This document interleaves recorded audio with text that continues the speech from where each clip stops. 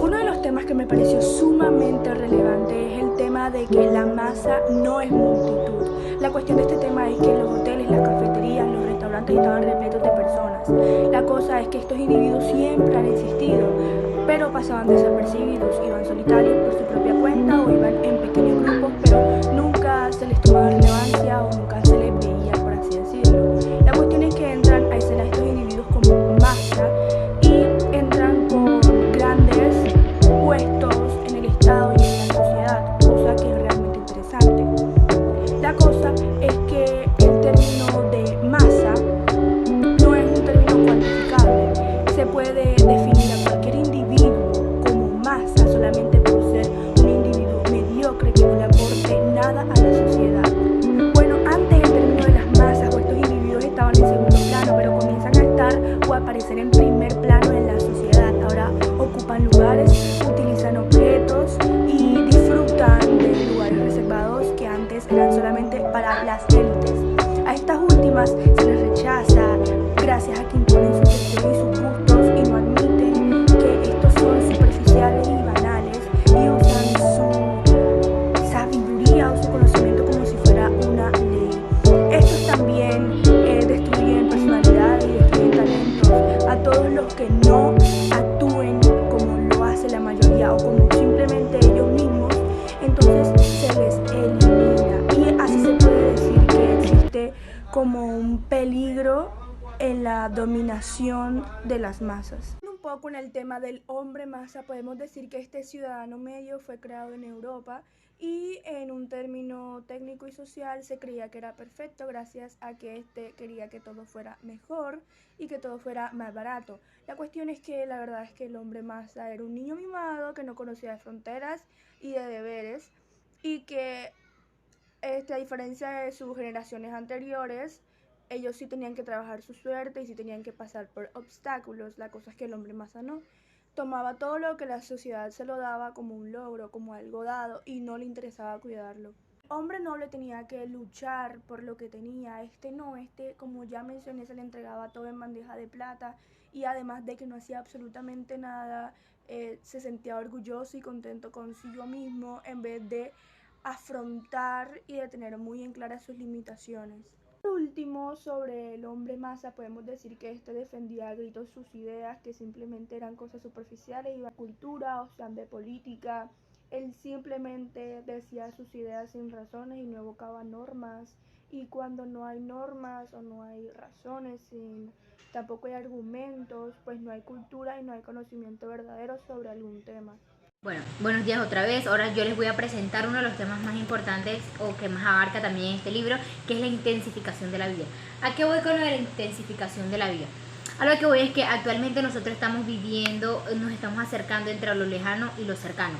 ¿A qué voy con esto? Es una analogía, por el hecho de que estamos incluyendo dos términos que normalmente no se mezclan como tal. A lo que voy con acercamiento de lo lejano y lo cercano es que normalmente nosotros estamos viendo o nosotros estamos experimentando a través de la vista, viendo videos, películas, tanto en cine, en casa, normal, donde se pueda ver escenas de situaciones que en la vida cotidiana de nosotros no se da, pero en otros países o en otra época se dio o se está dando. Y a eso voy, a que estamos tan lejos de una situación, pero nos acercamos cada vez más a ella mediante lo que experimentamos a través de la vista o a través de las experiencias contadas, de lo que en algún momento se dio, de lo que se está dando en un lugar determinado que no está que no estamos viviendo, por así decirlo. Una de las cosas también por lo que digo la intensificación de la vida es porque nosotros normalmente estamos viviendo en vigor, incertidumbre, no tenemos una seguridad plena. Una de las cosas también es que no es que nosotros vivamos mejor o que tengamos una vida mucho mejor, porque no es así. Nosotros estamos viviendo de una manera más rápida y más inconsciente. ¿Por qué digo esto? Estamos viviendo de una manera más automática. A lo que voy con esto es que nosotros creemos muchas veces en la libertad, en que somos libres, pero realmente muchas veces no lo somos. ¿A qué voy con esto? Voy con que en este libro se habla mucho de esto. El hombre masa creía que era libre y realmente no lo era. Se adaptaba a muchas de las cosas que estaba viviendo en el día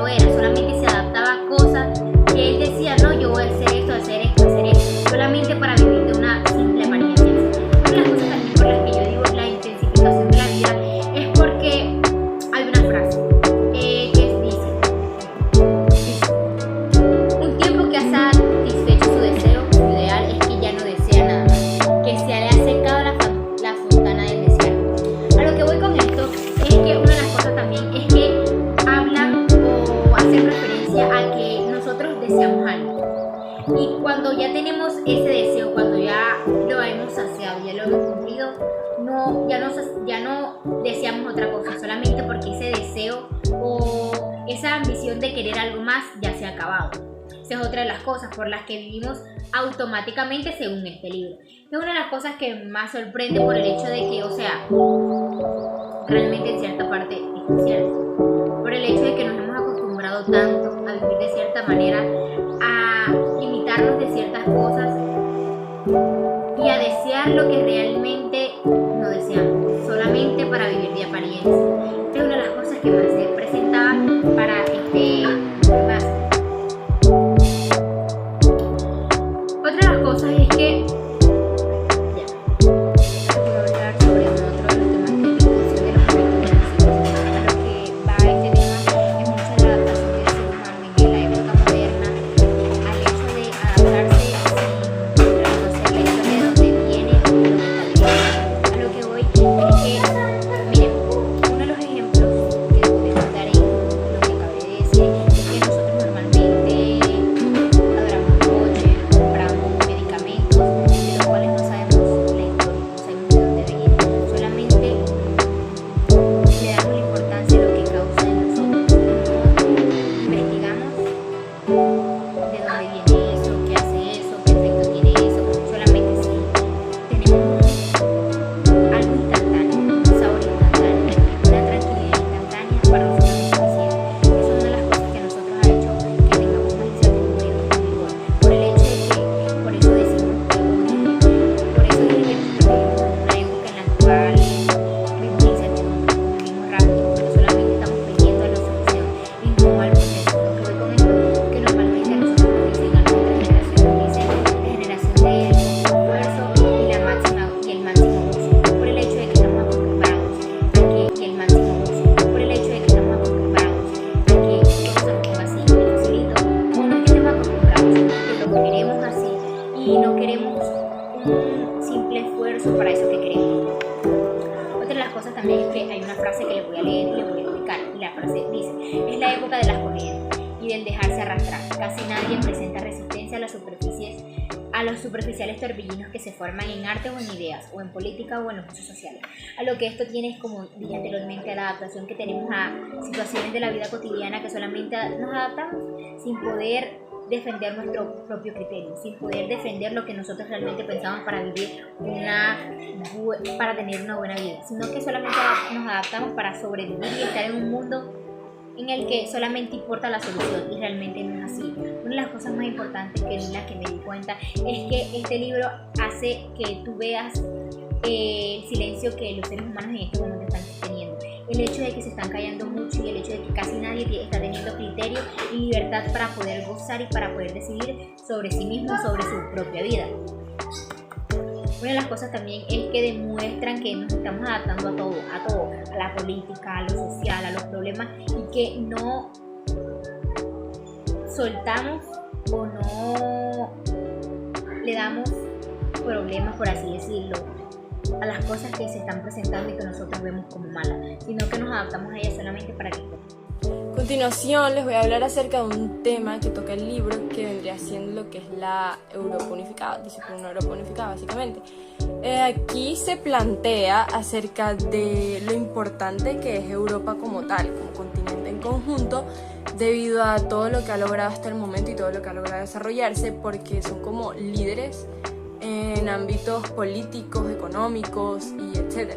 Entonces, ¿qué pasa? Que hay países como son continentes, el continente americano y Rusia son como que toman estas normas jurídicas y todo esto y lo adaptan a las suyas. Por eso también se habla de que de que existe una gran falta de autenticidad por parte de estos, a causa de la manera en la que adaptan otras en vez de crear sus propias.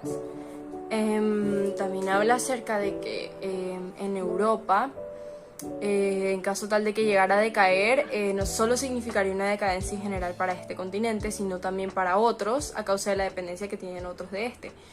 Entonces, por eso habla acerca de una unificación de Europa, hacerla aún más unificada para forjar, digamos, lazos más concretos entre sí y en esta.